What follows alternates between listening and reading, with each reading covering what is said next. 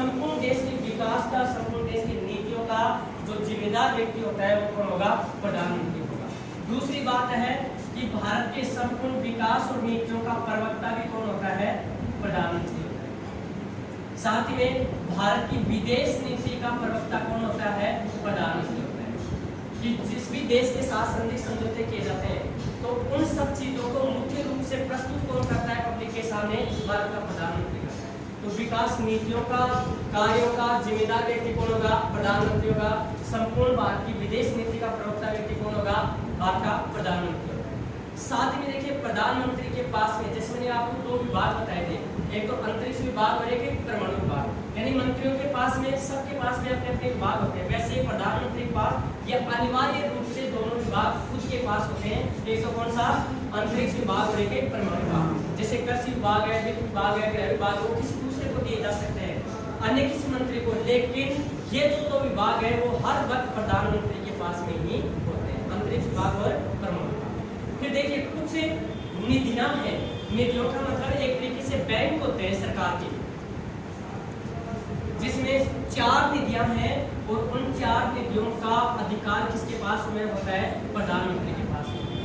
लेकिन निधियां क्या होती हैं? एक तरीके से बैंक खाता होता है, जो बचत राशि होती है ना सरकार की, वो उसमें जमा रहती है। और 4 ऐसी निधियां हैं जिनके ऊपर खुद प्रधानमंत्री का क्या होता है? नियंत्रण होता है। जिसमें देखो एक तो क्या है?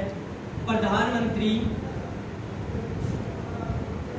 रक्षा कोष, ये जो निधि है इस पे अधिकार किसका होगा? प्रधानमंत्री। एक होता है प्रधानमंत्री राष्ट्रीय राहत कोष, इस पे भी अधिकार किसका होगा? प्रधानमंत्री। एक होता है प्रधानमंत्री सुरक्षा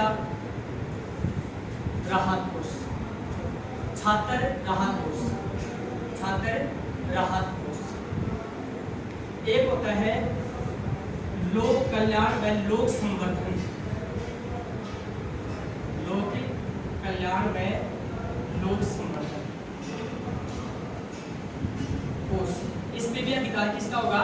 प्रधानमंत्री। देखो 4 ये निधियां होते हैं, प्रधानमंत्री रक्षा कोष, प्रधानमंत्री राष्ट्रीय राहत कोष, प्रधानमंत्री छात्र राहत कोष और लोक कल्याण व लोक संवर्धन कोष। ये चारों निधियां किसके अधिकार क्षेत्र में आती हैं? भारत के प्रधानमंत्री। इनमें जो भी पैसे होते हैं, जो भी राशि जमा होती है, इस पे अधिकार किसका होता है? प्रधानमंत्री का होता है। प्रधानमंत्री इनमें से निकाल कर, और इन मामलों में जैसे भारत का रक्षा का मामला हो तो उस समय इस राहत कोष से, रक्षा कोष से पैसे निकाल कर उस समय खर्च कौन कर सकता है? प्रधानमंत्री। राष्ट्रीय राहत कोष, जैसे मान लो आपदा आ जाए कोई भी किसी भी प्रकार की भारत में, तो ऐसे में इस निधि से पैसे निकालकर प्रधानमंत्री खर्च कर सकता है। छात्रों की राहत के लिए प्रधानमंत्री क्या कर सकता है? यहाँ से पैसे निकाल के। और लोक कल्याण, भारत के कल्याण के लिए, लोक संस्कृति, लोक संवर्धन के लिए यदि पैसे खर्च करने तो प्रधानमंत्री से पैसे निकाल कर